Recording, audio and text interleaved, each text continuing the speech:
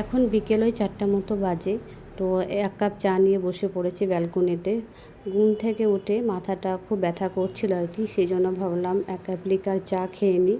তো চলো তাড়াতাড়ি খেয়ে নিই, আমাকে আবার এক জায়গায় যেতে হবে হাজব্যান্ডের সাথে।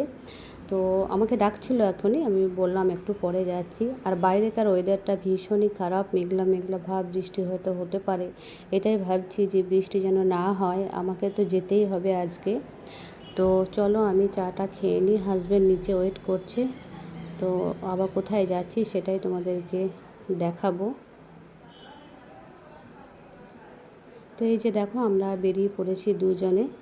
তো চলো যাই, গিয়ে তোমাদেরকে দেখাচ্ছি।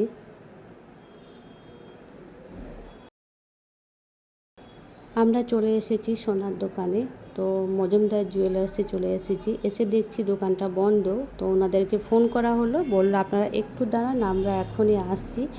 তো আসতে তো টাইম লাগবে একটু, তো আমাদের আর একটা কাজ আছে। তো হাজব্যান্ডকে বললাম চলো এই সুযোগে ওই কাজটাও সেরে চলে আসি, তারপরে আবার এখানে আসবো। বললো ঠিক আছে চলো, সেটাই করছি। তো দেখো আমরা আবার বেরিয়ে পড়লাম, ওই কাজটা আগে সেরে আসি।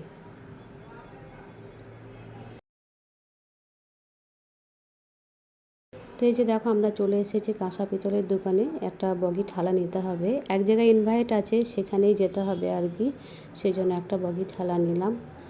তো এই যে এটাই প্যাকিং, আর এত কাঁসা পিতলের রেট বেড়ে গেছে কি বলবো। তো আমরা এখন এই থালাটাই নিয়েছি। তো চলো এটা একটু প্যাকিং করে দে। তো আমাদের যা কিছু নেওয়ার হয় আমরা সব এই দোকান থেকেই কেনাকাটা করি। তা চলো আমাদের তো এখন নেওয়া হয়ে গেল, আমরা এখন আবার বেরিয়ে পড়ি।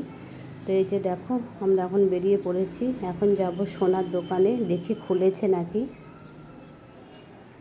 তো এই যে দেখো আমরা চলে এসেছি এখন সোনার দোকানে। তো চলো এখন ভেতরে যাওয়া যাক। আর আমি নেবো একটা ছোট্ট মতো মুস্কানের জন্য নাকের আর কি, মুস্কান নাক ছোটো করেছে তার জন্য একটা নাকের নিতে হবে।